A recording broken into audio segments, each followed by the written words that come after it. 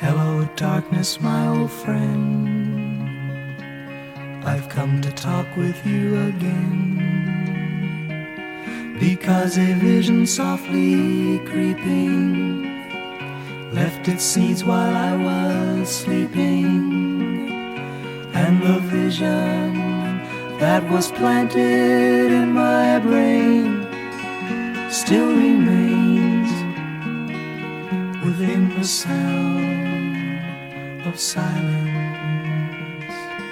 In restless dreams I walked alone, narrow streets of cobblestone, neath the halo of a street lamp.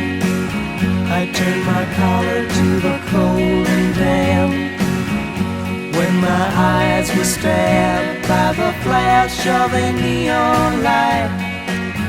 Split the night and touch the sound of silence,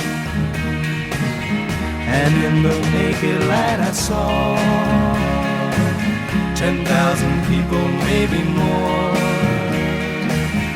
People talking without speaking, people hearing without listening, people writing songs that voices never shared. No one did disturb the sound of silence.